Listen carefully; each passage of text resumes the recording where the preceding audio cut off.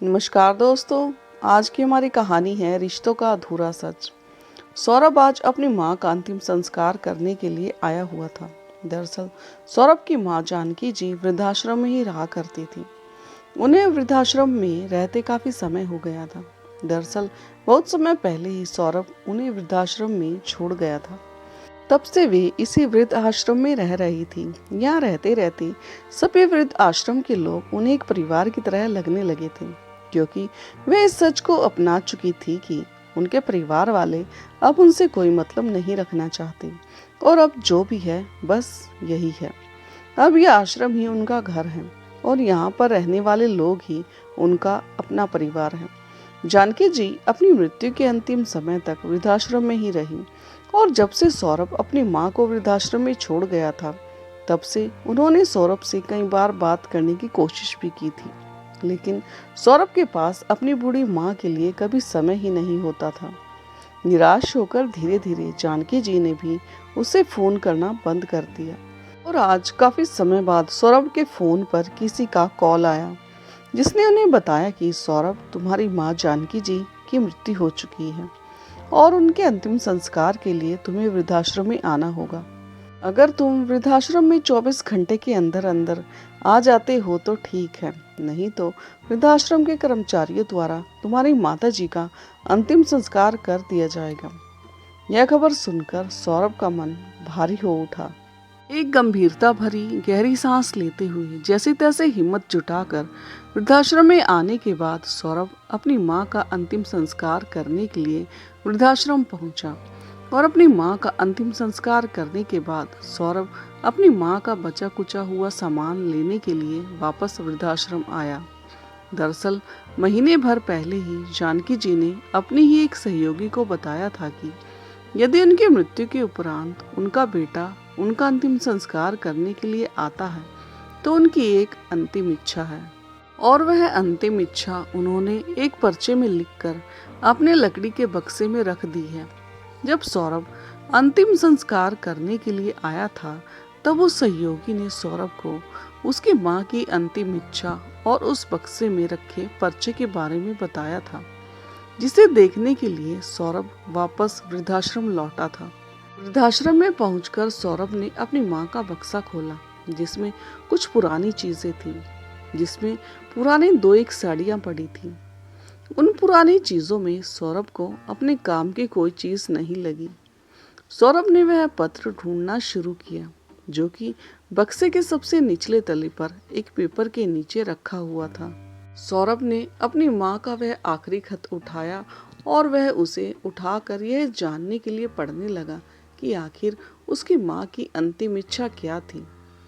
इच्छा जानने के इरादे से उस पत्र को जैसे ही पढ़ने लगा, उसकी आंखों से झरझर आंसू बहने लगे और उसका गला रुंध गया। जैसे जैसे वह उस पत्र के एक एक शब्द को पढ़ता जा रहा था, वह खुद पर काबू नहीं पाता, और क्योंकि वृद्धाश्रम में उसकी पत्नी भी साथ आई थी, तो उसकी पत्नी ज्योति भी वहीं कमरे में खड़ी थी। सभी बातों से अनजान ज्योति अपने पति को रोता देखकर कहती है, क्या हुआ सौरभ, तुम रो क्यों रहे हो? मानती हूँ तुम्हारी माँ की मृत्यु हुई है, लेकिन एक न एक दिन तो सबको जाना ही होता है। परेशान मत हो, इसमें रोने की कोई बात नहीं है। सौरभ अपने आंसुओं को पोंछने लगा, लेकिन वह अपने आंसुओं को जितना पोंछने की कोशिश करता, उतने ही उसके आंसू और बहते जा रहे थे, जिन्हें वो चाहकर भी रोक नहीं पा रहा था। निरंतर बहते हुए आंसुओं को देखकर ज्योति बोली, आखिर ऐसा क्या लिखा है तुम्हारी माँ ने जिसे पढ़कर तुम बस रोए जा रहे हो? मुझे भी तो दिखाओ। ज्योति ने सौरभ के हाथ से पत्र लेकर पढ़ा तो उसके हाथ पैर कांपने लगे और वह चुपचाप खड़ी रह गई, जैसे उसे भी कोई सांप सूंघ गया हो। वह कुछ नहीं बोली और बस बुत बनकर खड़ी रही। सौरभ वहीं बैठ गया और अपनी माँ की तस्वीर को देखकर रोने लगा। वह रोते रोते अपनी माँ से माफी मांगने लगा। वह रोते रोते यह सब बातें कह रहा था, माँ मुझे माफ कर दीजिए, जाने क्यों मैंने कभी आपकी बातों पर विश्वास ही नहीं किया। मैं आपके अलावा हर एक इंसान की बातों को महत्वपूर्ण समझता रहा, लेकिन आपकी बातों को मैंने कभी तवज्जो नहीं दी, न ही कभी आपको कुछ समय देने के लिए कोशिश की। मैंने अपनी जिंदगी में सबसे अनमोल चीज को खो दिया है माँ। आप मेरे लिए क्या थी यह मैं कभी नहीं समझ पाया, पर आज जब आप मेरे पास नहीं हैं तो मुझे आपकी बहुत कमी खल रही है माँ। आप कहीं से भी वापस आ जाइए। सौरभ आंखों में आंसू लिए भारी गले से इतना सब कहे जा रहा था, जबकि ठीक से उसकी आवाज भी नहीं निकल पा रही थी। ज्योति अपने पति को संभालती हुई हिचकिचाती हुई आवाज में बोली, सौरभ खुद को संभालो, अब इस सच को तो कोई बदल नहीं सकता ना। तभी सौरभ गुस्से में ज्योति को घूरता हुआ उठा और उसे खुद से दूर धकेलता हुआ बोला, हाँ, अब इस सच को तो कोई नहीं बदल सकता कि मेरी माँ अब इस दुनिया में नहीं रही और अब मैं उन्हें कभी चाहकर भी नहीं देख सकता। लेकिन जब वह इस दुनिया में थी और जब वह मुझसे बातें करना चाहती थी, मुझसे अपनापन और हमदर्दी चाहती थी, मुझसे मिलना चाहती थी, तब भी मैं उनसे नहीं मिल सका, केवल तुम्हारे कारण, तुम्हारी छोटी मोटी चिकनी चुपड़ी बातों के कारण। तुमने मेरे माँ और पापा के खिलाफ क्या कुछ नहीं कहा ज्योति। तुमने मेरे मन में मेरी माँ के प्रति इतना जहर घोल दिया कि मुझे न चाहते हुए भी अपनी माँ को घर से बाहर निकालना पड़ा। और मेरी माँ बस मुझसे बार बार यही कहती रही कि उन्होंने कोई गलती नहीं की है, उनकी कोई गलती नहीं है और उन्होंने कुछ नहीं किया। लेकिन मैंने उनकी कोई बात न सुनकर तुम्हारी हर एक बात पर विश्वास किया। तुमने मुझे इतना बड़ा धोखा क्यों दिया? अगर आज मेरी माँ मेरे लिए यह पत्र छोड़कर नहीं जाती तो मैं कभी भी सच जान ही नहीं पाता और हमेशा ही अपनी माँ को ही बुरा समझता रहता। ज्योति, मैं तुम्हें इस गलती के लिए कभी माफ नहीं करूँगा। तुमने कोई छोटी मोटी गलती नहीं की है, बहुत बड़ा गुनाह किया है, गुनाह, बहुत बड़ा अपराध हुआ है तुमसे और इस गुनाह की कोई माफी नहीं है। चले जाओ मेरी नजरों के सामने से, मैं तुम्हें कभी माफ नहीं कर सकता। गुस्से में सौरभ ज्योति को वृद्धाश्रम अकेला छोड़कर घर के लिए रवाना हो गया। सौरभ के जाने के बाद ज्योति भी उसके पीछे पीछे घर चली जाती है, लेकिन घर आते ही सौरभ ज्योति को घर में घुसने ही नहीं देता और उसे घर के बाहर से ही निकल जाने को कह देता है। ज्योति रोती रोती घर से चली जाती है और अपने मायके चली गई। अगले ही दिन ज्योति की माँ और उसका भाई ज्योति को लेकर सौरभ के घर आते हैं। ज्योति की माँ के तेवर चढ़े हुए थे और उनका गुस्सा सातवें आसमान पर था। ज्योति की माँ सौरभ पर चिल्लाते हुए कहती है, तुम्हारी हिम्मत कैसी हुई मेरी बेटी के साथ ऐसा बर्ताव करने की? आखिर तुमने उसे समझ क्या रखा है? वह कोई घर का सामान नहीं है जिसे जब चाहा घर में रख लिया और जब चाहा घर से बाहर निकाल दिया। तुमने मेरी बेटी को धक्के मारकर घर से बाहर क्यों निकाल दिया? तुम्हारी इतनी हिम्मत भी कैसे हुई? क्या तुम नहीं जानते कि मैं क्या कर सकती हूँ? तभी सौरभ गुस्से में चिल्लाता हुआ बोला, क्या कर सकती हैं आप? जरा मुझे भी तो पता चले, बताइए क्या कर सकती हैं आप? भी सौरभ तमकते हुए अपनी सास से बोला, आपके जो बस में हो आप वह कर लीजिए, लेकिन अब मैं इस औरत को एक मिनट भी अपने घर में बर्दाश्त नहीं कर सकता। आप जानती भी हैं कि इस आपकी लाडली बेटी ने क्या किया है। ज्योति की माँ सौरभ को गुस्से में देखकर थोड़ा शांत होती हुई बोली, आखिर ऐसा भी क्या कर दिया मेरी बेटी ने जिसके लिए तुम उसे घर से निकाल रहे हो? सौरभ थोड़ा शांत होते हुए बोला। सौरभ ने अपनी सास से कहा, यह सब आप अपनी बेटी से ही क्यों नहीं पूछ लेती कि उसने क्या किया है? ज्योति नजरें झुकाए हुए खड़ी थी, सब उसी की तरफ देख रहे थे। तब उसकी सास फिर से सौरभ की ओर देखने लगती है। पर बाद तब सौरभ कहता है, यह तो नहीं बताएगी आपको कि इसने क्या किया है, पर मैं आपको बताता हूँ कि आखिर इसने क्या किया है। दरअसल आपकी बेटी को शुरू से ही अकेले रहना पसंद था। हाई सोसाइटी का रहन सहन इसकी पहली प्राथमिकता रही है। अपनी जिंदगी में इसे किसी की दखल अंदाजी पसंद नहीं। यह अपनी खुले विचारों की सहेलियों के साथ किटी पार्टी करना, शॉपिंग करना, मौज मस्ती करना ज्यादा पसंद करती है। यह नहीं चाहती कि किसी की वजह से इसकी प्राइवेसी में कोई दखलंदाजी हो। मेरे पिता की मृत्यु के बाद जब मेरी माँ गांव में अकेली रह गई तो मैंने सोचा कि मैं ही उनकी इकलौती संतान हूँ। वैसे तो वह शहर में आने के लिए बिल्कुल भी तैयार नहीं थी, पर मैं जैसे तैसे करके फिर भी उन्हें गांव से शहर ले आया, क्योंकि मैं उनके बुढ़ापे के समय में उनकी सेवा करना चाहता था। और जब से मेरी माँ इस घर में रहने के लिए आई थी, तब से इसे मेरी माँ का इस घर में रहना बहुत खलता था। आपकी बेटी मुझे अक्सर ही कहती रहती थी कि हम माँ को वृद्धाश्रम में क्यों नहीं छोड़ देते, लेकिन मुझे माँ को यूं वृद्धाश्रम में छोड़ना सही नहीं लगता था। फिर धीरे धीरे इसने चाल चलना शुरू कर दिया ताकि यह मेरी नजरों में मेरी माँ को बुरा बना सके। इसने छोटी छोटी अनेकों चाल चली, पर जब इनसे इसका कोई काम नहीं बना तो इसने मेरी माँ को तंग करना शुरू कर दिया। कभी यह खाने में ज्यादा नमक डाल देती तो कभी माँ के खाने में मिर्च का पूरा डब्बा उड़ेल देती। बस ऐसी ही चीजों से ये मेरी माँ को परेशान करती रहती, ताकि वह खुद ब खुद परेशान होकर इस घर से चली जाएं। जब मैं इनके नहाने का पानी गर्म करके रखता था तो जाकर उसमें बर्फ डाल देती और मैं बेवकूफ इन सब बातों से अनजान बना रहता। मुझे तो यह सब कभी पता ही नहीं चल पाया। यह उन्हें परेशान करने का कोई मौका नहीं छोड़ती थी।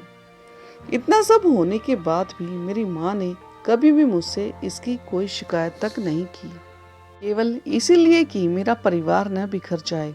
लेकिन फिर भी इसे जरा से भी शर्म नहीं आई और इसने अपनी ऐसी ही घटिया हरकतों को जारी रखा। लेकिन मुझे तो इन सब चीजों के बारे में कुछ पता ही नहीं था। मैं तो सोच रहा था कि ज्योति बहुत अच्छी है और मेरी ऑफिस जाने के बाद मेरी माँ का बहुत ख्याल रखती है, पर सच्चाई तो कुछ और ही थी। ऐसे ही एक दिन जब मैं ऑफिस से आया तो ज्योति ने मुझसे कहा, सौरभ, मैंने अलमारी में थोड़े पैसे रखे थे, लेकिन मुझे अब वह पैसे मिल नहीं रहे हैं। तो मैंने ज्योति से कहा कि शायद तुम्हें ध्यान ही नहीं रहा होगा और तुम बाजार में ही पैसे खर्च कर आई होगी, या फिर तुमने ही पैसे कहीं गिरा दिए होंगे और अब तुम घर में आकर ढूंढ रही हो। अगर पैसे घर में रखे होते तो भला कहाँ जाते। तब ज्योति ने मुझसे कहा, देखो सौरभ, घर में तुम्हारे, मेरे और माँ जी के अलावा और कोई तो रहता नहीं है, तो पैसे भला कहाँ चले गए। मुझे यह सब सुनकर बहुत गुस्सा आया। यह तुम कैसी बातें कर रही हो ज्योति? तुम माँ के बारे में ऐसा सोच भी कैसे सकती हो? कुछ तो सोच समझकर बोला करो। माँ है वो मेरी, माँ को भला क्या जरूरत है पैसे चुराने की? जो कुछ भी है सब उनका ही तो है। ज्योति ने उस समय तो कुछ नहीं कहा। फिर कुछ दिनों बाद जब हमें एक रिश्तेदार के यहाँ शादी में जाना था, तब ज्योति ने मुझसे कहा कि उसकी अलमारी में न ही तो उसके गहने हैं और न ही वह 8 लाख रुपए हैं जो मैंने उसे 1-2 दिन पहले ही संभाल कर रखने को दिए थे। जब ज्योति ने मुझे यह सब बताया तो मेरे तो पैरों तले से ही जमीन निकल गई, क्योंकि मैंने अपनी वर्षों की जमा पूंजी जो एक नए व्यापार में लगाने के लिए जमा किए थे, कई वर्षों से जिन पैसों को मैं जोड़ रहा था, वह पैसे अचानक से गायब हो गए। तो मैं बहुत परेशान हो गया और मैंने ज्योति से कहा, ज्योति देखो यहीं कहीं होंगे पैसे। और मैं और ज्योति दोनों पूरे घर में पागलों की तरह पैसे ढूंढने लगे, लेकिन हमें पैसे कहीं नहीं मिले और न ही ज्योति के गहने मिल रहे थे। तभी माँ बाहर बगीचे से घूमते हुए आई और ज्योति माँ को देखते ही कहने लगी, सौरभ, आज तुम चाहे जो भी कहो, मैं चोर को पकड़कर ही रहूंगी। इतना कहते हुए ज्योति बिना कुछ सोचे समझे माँ के कमरे में घुस गई। माँ कहती रही कि यह सब तुम क्या कर रही हो बहू, और अचानक मेरे कमरे में सारा सामान इधर उधर क्यों कर रही हो। तभी ज्योति बोली, चोर को पकड़ने की कोशिश कर रही हूँ माँ जी। जिस चोर ने चोरी की है उसको सबके सामने लाने की कोशिश कर रही हूँ। बात को बढ़ाते हुए ज्योति ने सारा सामान इधर उधर बिखेर दिया और रुपए और गहने ढूंढने लगी। तभी माँ की अलमारी से नोटों की गड्डियां और ज्योति के गहने नीचे गिर पड़े, जो कि माँ की साड़ी के अंदर लिपटे पड़े थे। यह सब देखकर मैं भी बौखला गया और मुझे भी लगा कि शायद ज्योति सही कहती थी, मैं ही ज्योति को गलत समझ रहा हूँ। इन सब बातों को सोचते हुए मैंने सोचा कि यदि मैं माँ को गांव वापस छोड़कर आता हूँ तो गांव समाज में मेरी बहुत बड़ी इज्जत है। वहाँ सब लोग मुझे बाबूजी कहकर पुकारते हैं। अगर यदि मैं अपनी माँ को वापस गांव छोड़कर आता हूँ तो लोग मेरे बारे में क्या कहेंगे, कितना बुरा भला सोचेंगे मेरे बारे में। इसलिए मैंने निर्णय लिया कि मैं माँ को वृद्धाश्रम ही भेज देता हूँ। हाँ, यही रास्ता सही रहेगा। मैंने ज्योति की बातों को मानते हुए माँ को वृद्धाश्रम भेज दिया, बिना अपनी माँ का पक्ष जाने हुए। जब माँ वृद्धाश्रम जाने के लिए तैयार नहीं हुई तो मैंने खुद उनके कपड़े पैक किए और उन्हें कहा कि या तो वह कमरे से बाहर आ जाएं, वरना मुझे मजबूरी में उन्हें घसीटते हुए घर से बाहर निकालना होगा।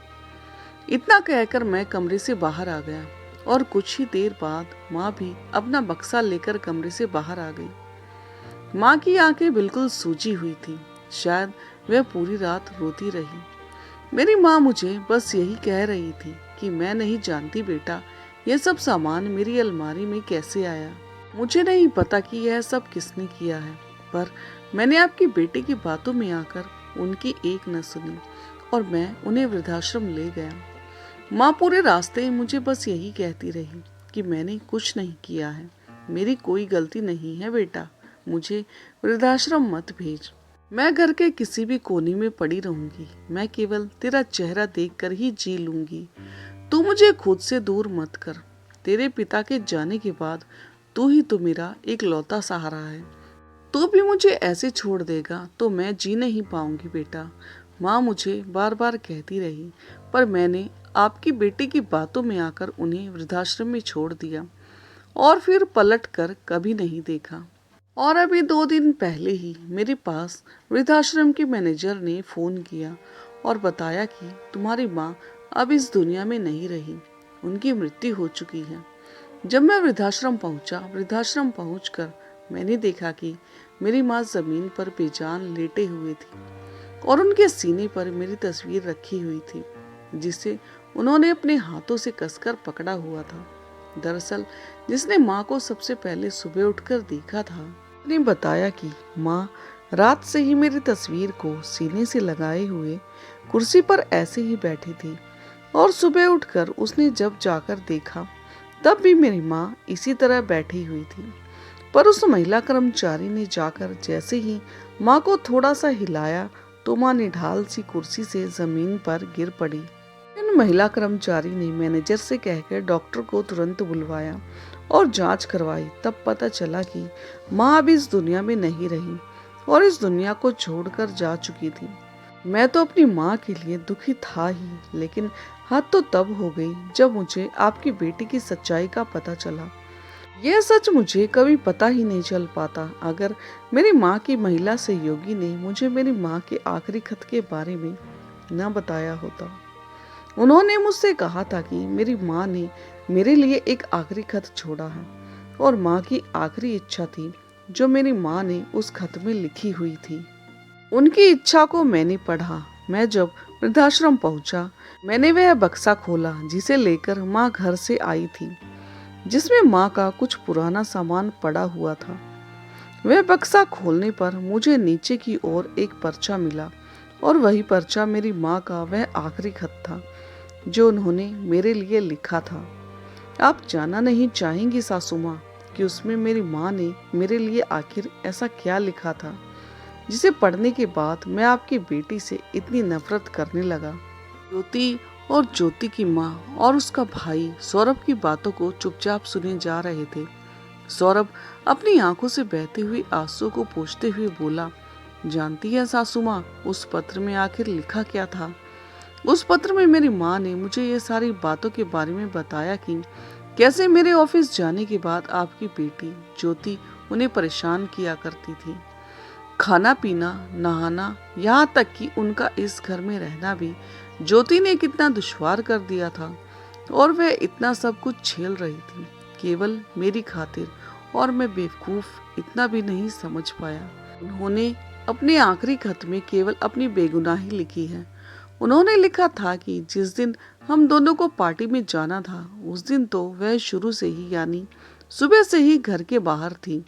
और इसका कारण था कि ज्योति ने माँ से कहा था कि माँ जी, मेरी माँ की तबीयत बहुत खराब है, सौरभ को आने में अभी समय लगेगा, तो आप जाकर एक बार माँ को देख आइए। माँ ने मुझसे फोन पर बात करने के लिए कहा था, लेकिन ज्योति ने उनकी मुझसे कोई बात नहीं कराई और कहा कि मेरा फोन नहीं मिल रहा है, तो मेरी माँ आपके घर चली गई।